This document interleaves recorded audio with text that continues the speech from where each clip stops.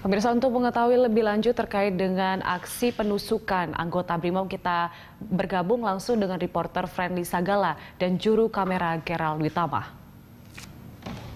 Ya, Friendly, saat ini bagaimana situasi di lokasi kejadian penusukan dua anggota BRIMOB?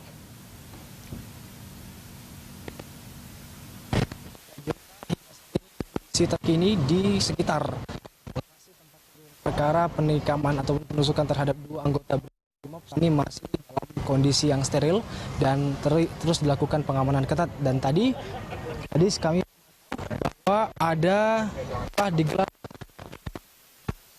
telah digelar satu polis lain di sini untuk menandakan tidak boleh ada yang mendekat ke lokasi. Dan berdasarkan informasi yang kami dapatkan dari tim Inafis yang tadi sempat keluar dari lokasi ini, karena memang di lokasi ini dibatasi oleh pembatas jalan. Memang dikatakan saat ini kepolisian masih melakukan olah TKP di tempat kejadian perkara yang tepatnya ada di sekitar Masjid Falatehan maksud kami, yang bersebelahan dengan lapangan Bayangkari Mabes Polri. Dan berdasarkan informasi yang kami dapatkan pula dari proses olah TKP tersebut, telah ditemukan satu buah KTP dari terduga pelaku tersebut atas nama Mulyadi yang beralamat di Pagaulan RT 012 RW 005 Kelurahan Sukaresmi Kecamatan Cikarang Selatan Provinsi Bekasi.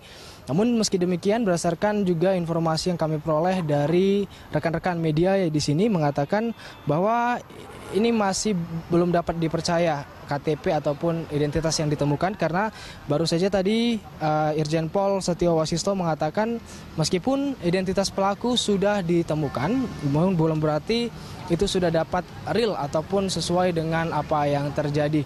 Dan hingga saat ini memang kepolisian tadi sempat, yaitu Kapolri Jenderal Tito Karnavian juga sempat melakukan pemantauan langsung ke lokasi ini, dan saat ini sudah meninggalkan tempat dan menuju ke Rumah Sakit Pusat Pertamina untuk mengunjungi ataupun melihat kondisi terkini dari dua anggota BRIMOB yang menjadi korban penusukan dan juga penikaman. Dan hingga saat ini kami belum dapat mengkonfirmasi keterangan lebih lanjut mengenai apa yang akan dilakukan oleh kepolisian, namun yang pasti akan dilakukan dan juga telah diamankan satu buah pisau sungkur yang akan menjadi alat untuk melakukan penikaman, dan juga akan dilakukan postmortem dan juga antemortem oleh kepolisian. Julita. Ya, Friendly, di situ masih ada olah TKP, kemudian apakah ada akses jalan yang ditutup di sekitar lokasi dan kemudian seperti apa pengalihannya, Friendly? Untuk arus lalu lintas di lokasi tempat saya berdiri ini memang masih normal, tidak ada penutupan jalan yang dilakukan. Ini penutupan jalan yang ada di belakang saya adalah penutupan jalan untuk menuju ke Jalan Fatah ataupun yang ada di depan ataupun yang ada di layar kaca. Sementara untuk di jalan ataupun di depan Mabes Polri ini sendiri memang tidak ada pengalihan jalan, karena kita ketahui juga jumlah pemudik yang berangkat ataupun kembali ke Jakarta ini belum secara signifikan ataupun belum kembali semuanya, sehingga tidak diperlukan pengalihan arus lalu lintas dari kepolisian, dan hingga saat ini masih kembali normal. Begitu, Julita. Ya, Friendly, lokasi Anda dekat dengan Mabes Polri, apakah ada informasi ini akan diadakan konferensi pers terkait dengan kejadian ini, dan kemudian juga adakah informasi akan ada pejabat Polri yang datang ke lokasi kejadian, Friendly?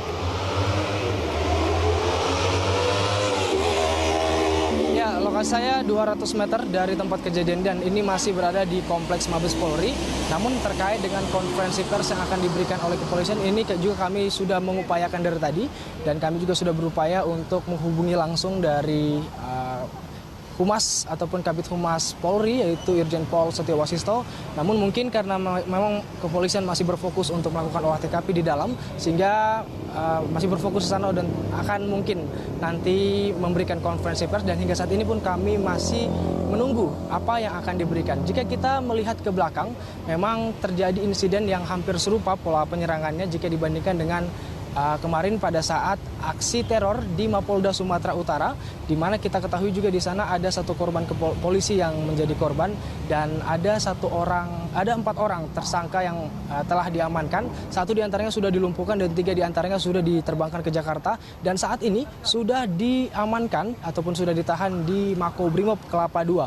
Dan apabila memang melihat bagaimana pola penyerangan di antara kedua insiden ini, memang ada kemiripan, yaitu pola penyerangannya dilakukan dengan menggunakan senjata tajam, berbeda dengan kondisi yang teror waktu saat di Kampung Melayu, maksud kami pada saat itu melakukan aksinya dengan menggunakan bom panci. Dan ini masih akan terus dikaitkan apakah memang ada kaitannya di antara kejadian ini.